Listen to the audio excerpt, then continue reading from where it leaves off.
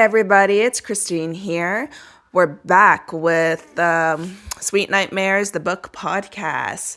We're going to be going on to the next two chapters, which is chapters, I believe, 11 and 12. Anyways, thank you for listening so far. If you guys haven't checked out my YouTube channel or even my Twitter, the YouTube is Chris the Book Podcast, and my Twitter, X handle, I'm an oldie now, it's at Chris the Podcast. Yes, it's at Chris the Podcast because it didn't allow me to add book. When I tried, it said it was too long. So that sucks for me.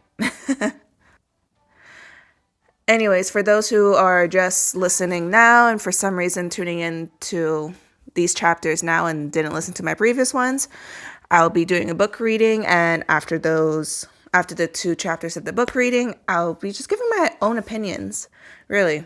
If you guys really don't care about what I have to say and just want to listen to the book reading, I'll let you guys know when I'm going to start stating my opinions. It's completely up to you if you want to listen or not. So yeah, let's dive right into this. Chapter 12. Kiss My Fanny. I'm still working on swallowing down a tidal wave of grief as I walk into the classroom only to find Jude sitting at my usual desk. Grief turns into rage in an instant. Because fuck this, and fuck him, and fuck all of them. I square my shoulders and march over to him. He's the one who stopped talking to me, and after I got over that trauma, I swore that if we ever spoke again, he'd have to be the first one to break the silence. I kept that vow, and there's no way I'm going to break it now. Over a desk. I slid into the desk beside him and kept my head down, but I can feel the weight of his eyes on me the whole time. Who cares? Let him look. The angry part of me wants to stare back, but my grief over Serena is too fresh for me to be playing power games with Jude, no matter how much he deserves it. I also noticed Jean-Luc staring at me from across the room. He's wearing the same shit-eating grin he had when I caught him burning ants under a magnifying glass in freshman year. My stomach clenches because I've dealt with him long enough to know it's never good if he thinks you're one of those ants. Too bad I don't have enough fight left in me today to disabuse him of the notion. Whatever's up with him, Jude seems to notice too. He keeps glancing warily between Jean-Luc and me. Miss Aguilar flits into the front of the room, yellow hair bouncing and skin glittering with pixie dust. I find I cannot exist without poetry. She clenches her hands to her chest, whirling around and coming to a stop right in front of my desk before continuing. I will imagine you Venus tonight and pray to your star like a heathen. She gives another spin, only to get a fistful of hot tamales flung in her face. They bounce off an audible thump, causing Jean Jerks to snicker. Hey, Teach! Jean-Luc starts, but before he could get very far, Izzy slits into the desk next to mine. She toys at the ends of her long, red hair as she leans to me and says, loud enough for the entire class to hear, "So what's the penalty in this place for slicing off the fingers of fellow students?" Her gaze slides over to the Jean Jerks as she says it. Pretty sure that counts towards the community service hours, I tell her as my anger over Serena, my anger over all of this, continues to build inside me. That's exactly what I was thinking. Her fangs flash of what I'm pretty sure is her vision of a smile. You really think you could take us? Jean-Luc snarls. Seconds later, a handful of hot tamales hits Izzy in the face too. Come at us. She fades across the room, back so fast that barely a second goes by. But as she settles back in her desk, Jean-Luc lets out a screech. Both his hands are now spread on his desk, and there are daggers jammed into the desk between each of his fingers, and two long knives bent and wrapped around his wrists like handcuffs, pinning him to the desk. What the fuck? He snarls as he tries to lift his hands and fails. Izzy shrugs as she crosses her arms over her chest. Next time, I won't be so careful. You'll pay for this, vamp, Jean Jack threatens. Do you know who our father are? Izzy yawns. Here's a tip. No one ever sounds threatening when they feel the need to bring their daddy into the conversation. If you want to be taken seriously, what you should ask is, do you know who I am? The answer to that is clearly someone not to be fucked with, which is why everyone in the class is currently busy looking anywhere but at Izzy. Well, everyone but Jude, who gives her a little chin nod of a respect. Izzy turns back to Miss Egler and says, "Go on." Miss Egler doesn't answer for a few seconds, just stares at Izzy with her mouth agape. I can see her mind working behind her big blue eyes, trying to decide if she needs to report Izzy for bringing contraband knives into the classroom and then using them against another student. She's either too scared or too impressed to do it, though, because in the end, she doesn't say anything at all. Instead, she just clears her throat and says, "So with no further ado, here are your keep poetry assignments." She grabs the ends of the pink cloth that is covering the front board and yanks it off to reveal our groups, written down in exaggerated script. A poem lists next to each one. There are questions in the back of your packets. This portion of the assignment must be finished today or you'll be falling behind in this class, since we have more to do next class. She clasps her hand. So get to work and have fun. Fun my ass. To stall, I stare at the list of questions, but all I can think about is Serena. Still, once I get my brain to actually process them, they're fairly straightforward, and a person can only read questions about rhyme schemes and a meter so many times before they end up looking ridiculous. Though not as ridiculous as the Jean jerks, who are currently grunting and sweating as they work to free Jean-Luc from Izzy's little knife trick. Apparently, Fae don't have the same upper body strength as vampires. What a pity. I flip to our poem, to Fanny, and then, with no further excuses as to why I can't look at Jude, I turn around. I end up staring straight into his very broad, very muscly chest. Not that it matters, because it absolutely, positively does not. None of it does. Not his carved out jaw, not his perfectly chiseled cheekbones. And definitely not his ridiculously long eyelashes that frame the most interesting and arresting eyes I've ever seen. Nope, none of it mattered at all, because what mattered is that he's a total jackass who used to be my best friend until he kissed me out of the blue, which I refuse to think about anymore, and then unceremoniously cut me out of his life with no explanation. That's what I need to focus on right now and not how good he looks or smells. Seconds roll into minutes, my stomach churns as I wait for Jude to say something. Anything. Not that there's anything he can say to justify what he did, but I am curious about how he'll start. An apology? An explanation? Just because there's no explanation good enough doesn't mean I don't want to hear one. Several more seconds pass before Jude clears his throat, and I brace myself for anything. Anything, that is, except Keats was in love with Fanny for the most of his adult life. Excuse me? I try and bite an exclamation back, as I am so shocked it practically falls out of my mouth. Jude hasn't spoken to me in 3 years, and that's what he leads with? The poem, Clementine. He prompts after a second, and his use of my real name feels like a low blow. He doesn't seem to recognize the gut punch as he continues. It's called To Franny. He fell in love with her soon after they met when he was 22. Jude holds up his phone, open to a literature site that it's his knowledge of John Keats. I'm questioning, and not the giant elephant in the room. But fine. Just fine. Two can play this game. He's not the only one who can Google. So I take a moment to do just that and holding up my own phone to him. And she was 17, which is a little gross if you ask me. I know it's a different time, one where people routinely died at 25, like Keats. But if arguing about dead romantic problematic love life keeps us from actually discussing the disgustingly sappy love poem, I'm all for it. Except Jude doesn't seem to be in a good mood to argue. Agreed, he answers, ranking a casual hand through his chin-length black hair. I tried really hard not to notice the way it falls perfectly to one side, like it had a mind of its own. One that's determined to make him look good as paranormally possible. I also ignored the way the razor-cut tips of his brush against his chin, accenting the ridiculously perfect light brown skin that he inherited from his Korean dad. Then again, most Oniroi are gorgeous. I remind myself, Jude's not special. It's just that being a dream daemon makes him a member of the most beautiful paranormal species in existence, which is totally not fair. Despite being a manticore, I feel downright boring in comparison. Everyone is when they're sitting next to him. Even Izzy looks a little bleh. And she's the most striking vampire I've ever seen. Because it doesn't matter what he looks like.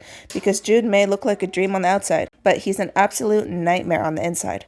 I didn't know that when we became friends all those years ago, but I know it now, and there's no way I'm forgetting it.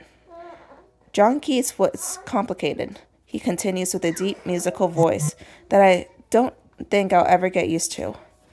When we were friends, his voice hadn't yet become this dark, rhythmic thing that fills the air around me. An unwilling shiver slides down my spine, but I ignore it. It must be air conditioning vent I'm sitting under. And by complicated, you mean asshole, right? I snark, gesturing to the palm in front of me. What gave it away? The fact that he abandoned his self-proclaimed love of his life to die alone and penniless in Italy? You think that makes him an asshole? He looks outraged, even though he had to leave? He didn't have to do anything but die. I snap. It's awful that he left her when they needed each other the most. Nearly as awful as her just letting him leave without a fight. He lifts one dark brow, taps his pen against the edge of the desk. You wouldn't have. If I loved him the way she says she did in this letter, it's my turn to wave the phone. I would never have let him run off to basically die alone. And if he loved her, he wouldn't have just walked away and left her wandering. Maybe he thought distracting himself would keep her safe. His pen is tapping faster now. From what? Tuberculosis? He didn't seem to mind infecting everyone else. It says here, Franny wrote letters to him almost daily, but he didn't even open them because he couldn't bear to read them. So he never wrote back. He didn't even keep her safe. He left for his own vanity. That's fucking selfish. You don't know that. She could have moved on, forgotten all about him. Yeah, because all those letters she wrote scream, I moved on. I rolled my eyes. He's probably just trying to help her move on by leaving her wondering if he ever thought of her the way she thought of him. My voice is getting louder. Indignation tearing through me as I throw my hands. That's bullshit, and you know it. What's bullshit is expecting him to stick around and ruin her life. He shoots back, sounding almost annoyed as I feel. Especially when he knew things could have only ended one way. And just like that, I've had enough. Of Jude, of his poem, of this school that sends its graduates out to die like lambs of the paranormal slaughter. Are we really going to do this? The words practically explode out of me, so loud that Miss Agler lets out a little squeak at the front of the room. I ignore her. So does Jude. To his very small credit, he doesn't try to pretend my question is about the assignment. But he doesn't answer either. He just watches me out of his eyes that seem much older than his years. Eyes that have always seen way more than I want to show. But this time, I stare back. I spent too many months, too many years looking away, trying to hide the maelstrom of emotions inside me. But Serena's death, my mom's betrayal, and Jude's latest bullshit have collided to make me feel as volatile as the storm that's building outside. Screw keeping a low profile. I'm done pretending. Is everything okay here? Miss Egler asked nervously, and I glanced up only to realize that Jude and I had been staring at each other long enough for her to cross the room. Everything's okay, Jude tells her, but his intense gaze never leaves mine. I don't even disguise the harsh laugh that comes from my throat, because nothing is okay. Not with Jude, not with Serena, not with anyone or anything in this whole messed up school. Are you? She breaks off as the classroom door opens. She pivots, clearly grateful for the distraction. How can I help you, young man? My schedule changed, and I got transferred into this class. Answers a voice of a slow, thick New Orleans accent that my blood freezes in my veins. No, just no, because there's only one person in the whole Calder Academy who has that accent, and I've done my best to stay as far away from him as I can, since he showed up here a few weeks ago. But apparently, the universe has other plans for me today. First Serena, then Jude, and now this? Ms. Egler walks into the front of the classroom and takes a slip of the paper from the office, and he holds out to her. Remy Villanova Boudreau. Welcome to Brit Lit. We're currently working on analyzing one of the greatest poets of all time. Her eyes scan the classroom, quickly darting past the jean jerks before coming to rest on Jude and me. Why don't you join Clementine and Jude's group? I'm sure they love the help. Chapter 13. Doesn't meter to me. Miss Agler's words knocked the breath out of me, leaving me gasping for air as tears bloomed in my eyes.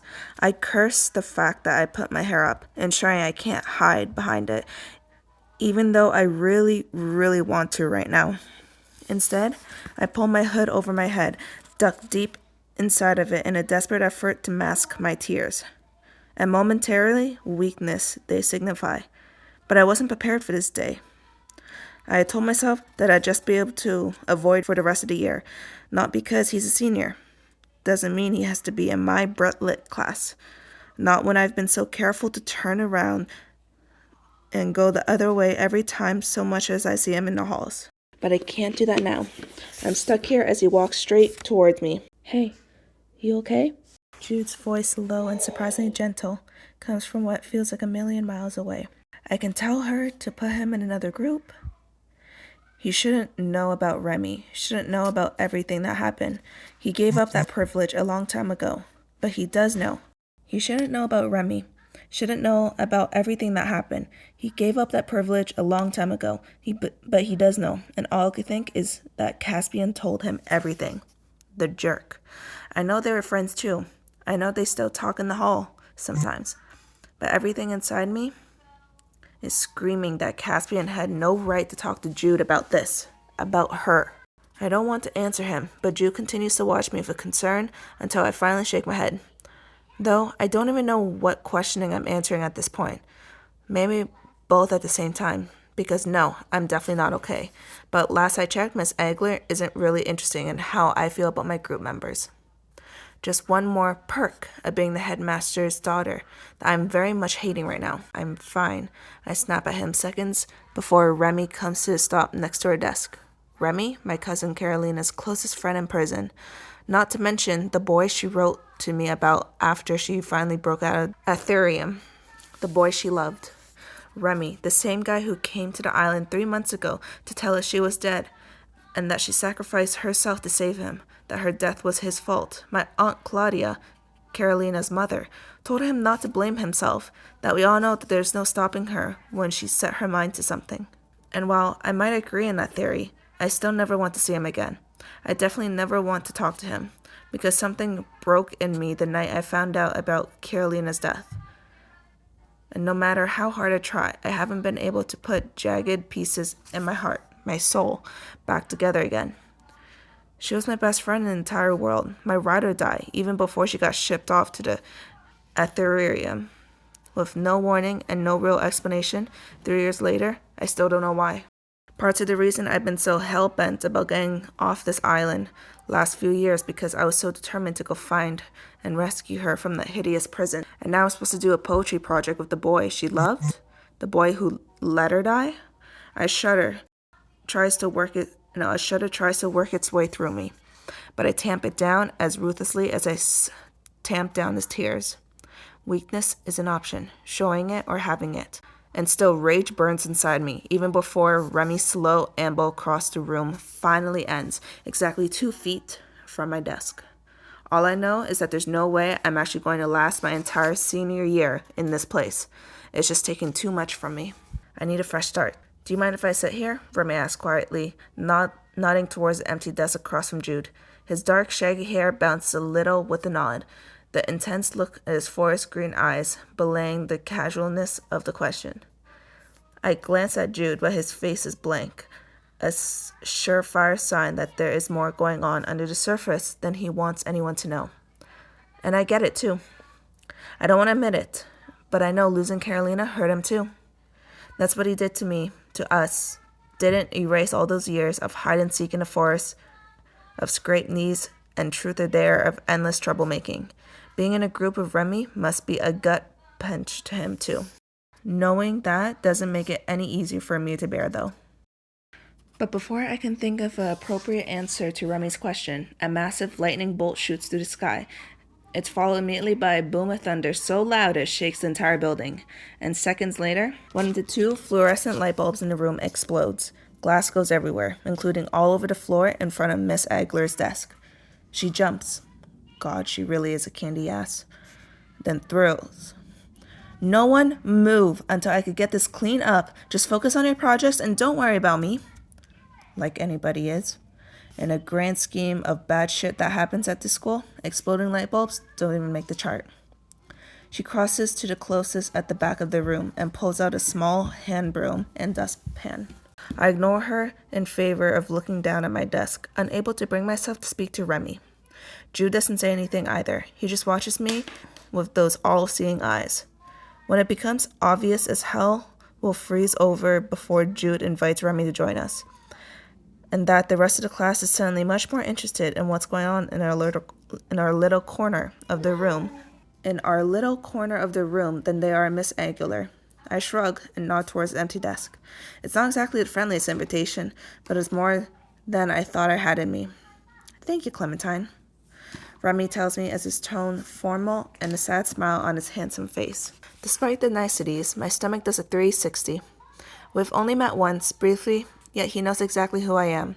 Then a sickening realization dawns upon me. He probably knows way more about me than I want to imagine. He and Carolina were super close. Does that mean she told him my secrets too? The ones we only dared to share in the dark? All of a sudden, I can't help but feel violated.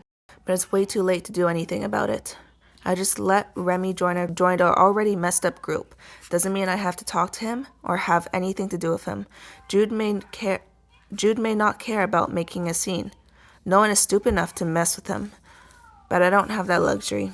So I give up arguing with Jude and about John Keats' relationship with Fanny Braun and concentrate on getting the questions about figurative language and meter answered. The sooner we finish the assignment, the sooner I could get out of the hellscape. Remy tries to help at first, but after I deliberately ignore him a few times, he gives up. On the plus side, Jude is uncooperative for once. Maybe it's because he's too busy watching Remy with narrowed, suspicious eyes. Or maybe it's because he senses how close I am to the edge. For the first 7 years he was on the island, we were inseparable, and he knows me better than anyone ever has, except for Carolina. And there's definitely no enemy of my enemy is my friend stuff going on there. After what feels like an eternity of avoiding both Jude's and Remy's eyes in the tensest atmosphere imaginable, the bells sound. Today, I'm going to have the best, most positive self. And that's it for today, students, Miss Aguilar cheerfully exclaims from her own desk in the corner of the classroom, shaking her head. I hope you felt your spirits come alive reading and dissecting these luxurious poems. No one answers her as we all spring up like a jack-in-a-box. No one answers her as we all spring up like a jack-in-boxes and start shoving our stuff into our backpacks. I'll hold on to this, Jude says, reaching for notes still sitting on my desk. I nod thanks, but I don't trust myself to say anything around the giant lump in my throat that as grief presses down on me. Instead, I slide the zipper closed in my backpack and all but run for the door. I push my way into the now crowded hall, desperate to put as much distance between Jude, Remy, and myself as possible can. My brain's on overload, and the rest of me feels like it's going to shake apart any second now. I weave around the pissed-off warlock with an attitude problem before slipping between two dragon shifters who look more than a little high. I have 1 second to wonder what they've been sniffing and how they got contraband before someone calls my name from behind me. I turn instinctively, only to find Remy jogging down the hallway towards me, intent look in his eyes that says he's done letting me ignore him. He's tall, even taller than Jude, and between his height and the beeline he's making for me, we've definitely begun to attract attention. This isn't where or when I would have chosen to have a showdown with Remy, but if that's what he wants, so be it. My knees are wobbling because I'm hungry. The granola bar I grabbed for breakfast was a long time ago, not because I'm the least bit nervous. Except Remy apparently doesn't want a showdown after all, because he stops in front of me with that sad smile of his and murmurs, "I'm sorry about that." "Sorry about what?" I ask. He shakes his head, gives me a look that says he knows I'm lying. I can do the rest of the project on my own. His languid New Orleans accent softens the words and his approach. "Do whatever you want," I answer with a shrug. "It doesn't matter to me." It does matter so much, but now isn't the time. And this definitely isn't the place to have that discussion. Remy looks like he wants to call my bluff, but instead he just shakes his head. "You're going to be okay, Clementine." I give him a cool look. You can't possibly know that. For the first time since he walked into the English class, his eyes twinkle. I know a lot of things people don't think I can know. Except when you don't, I shoot back. And though I don't mention her name, suddenly Carolina is there between us, clear as day. The light goes out of his eyes and his handsome feature turns dark. I brace for him to lash out at me. It's no less than I deserve, considering what I just said to him, but it only takes a moment for me to realize the darkness isn't directed at me at all. It's directed inward, a tornado of grief and rage that is wrecking him from the inside out. Apparently, I won't need to beat him up for Carolina's death. It looks like he's done a good job enough, all on his own, even if it's only visible if you look closely. Maybe it should bother me that his suffering makes me feel better, but it doesn't. Carolina deserves his pain, and mine, and so much more. Still, the fact that he's suffering too, that he's not just glossing over her death like my family has, making him feel more than I expected to. It also makes me feel bad for him because I know just how much it hurts him to lose her. Perhaps that's why I extend the tiniest of olive branches, or maybe it's because he's the only person I can share her with, the only person who might actually want to hear what I have to say. Most days, even Aunt Claudia acts like she just wants to forget. Either way, I whisper, "She made really good cookies." His grin cautiously, and darkness slowly fades a little from his gaze. "She told really great stories." Yeah. The fist around my heart eases just a little, and somehow I find myself smiling too. She really did. The warning affirmation sounds. This little exchange has eaten up our passing period. I glance towards the group therapy room, last class of the day. But before I can head that way, my gaze snags on Jude, who is walking down the hall with his friend, Amber. She's a lot shorter than him, so he's leaning down a little to hear her in the noisy halls as he nods along with whatever she's saying. But his eyes aren't on her. They're on me and Remy, and he doesn't look happy. Not that he has a right to look any way about me or what I'm doing. We aren't friends. No matter how he acted towards the end of the English class today, I start to look away as the lights flicker yet again. The storm is really doing a number on our power grids. But then Ember screams. The sound, loud, high-pitched, nerve-shattering, rips through the halls as she bursts into flames. Okay, everybody, that is the end of chapter 12 and 13. So this is the part now where if you guys don't care about what I have to say or my opinions, you can just skip ahead to the next episode if it's uploaded. If not, you might just have to wait for me to upload it next week. But here we go. So I made a few little notes. In chapter 12, it seems like Clementine and Jude is going back and forth. We finally understand what happened. So it seems like they were best friends for years. But out of nowhere, he kissed her and just ghosted her afterwards. Which, to be honest, that is a douchebag move. Doesn't matter if he thinks that he saved her from heartbreak, from, ignoring her and stuff. But she deserves an explanation of everything, of why he did everything. At least that's what I strongly believe. This little vampire, she had the second of, Glory. What was her name again? Shit. Izzy? Yeah, Izzy with knives. Oh my gosh, I just took something in. Okay.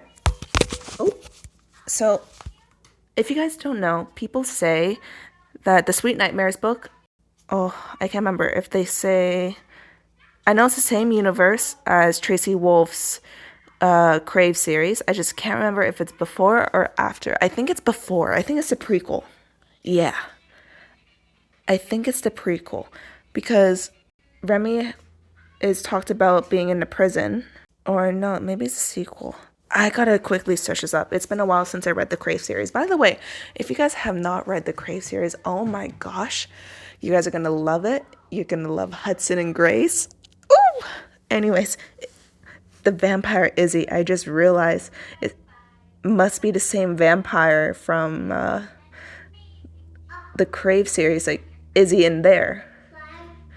Because Izzy in the Crave series is one of the Vampire King's daughters who was unknown for a very long time. Anyway, she has an obsession of knives, and the Izzy in here, the vampire obsession of knives and threatening, it's like, oh my gosh, I just made that little link. Okay. Sorry, it's not the biggest deal, but at the same time, it's nice to see some references going back and forth between her other series. Because I know they are in the same universe. And Cowder Academy was briefly talked among in the Crave series, but not until like Remy was introduced. So maybe like the fourth book, I think, or maybe a third book. Like I said, it's been a while since I read them. Other than that, Remy gets introduced, which he is also in the Crave series. This has to be afterwards, this book, because Remy is in jail. Like he's in the prison. Oh wait, so then this book is after the war. Yeah, this book is after the war. I'm sorry if you guys don't understand what I'm talking about. You really have to read the Crave series by Tracy Wolff. It is, a page turner, I'll tell you that. Other than them doing actual English learning, English lessons, it seems like Clementine is having a hard time with everything. It seems like she has really, I'm just assuming, it seems like she has really bad anxiety. She can't really talk about her feelings too much, especially in the school. It seems like she has to hold everything deep down in her. And she's not allowed to talk because talking about her feelings shows weakness, and weakness is something you don't want to show in the school. I'm excited to see where this is all going to go out. I wonder if I can make out any more connections later on between the Crave series and this. Anyways, thank you for listening. This was chapter 12 and 13. If you guys haven't checked out my YouTube channel, please check it out. Share it with your friends, family. Please subscribe. It's called Chris the Book Podcast. I'll link it below in the description. You can just type it into your URL and it'll be right there. My Twitter handle /X handle is at Chris the Podcast. And I'll link down GoFundMe. I am trying to fund, a cheap Amazon microphone. Currently at the moment, I'm just using my phone. I'm sure you guys can hear it, but you know what? One day, I'm going to get it there. One day, I'm going to get a low cheap microphone. I would love to hold some contests. I'm sure you guys would love to have a contest. Maybe I can make like a little merch, unofficial Sweet Nightmare merch. That would be pretty cool. And yeah, I hope you guys enjoyed this. I'll see you guys in the next episode. Toodaloo. Bye.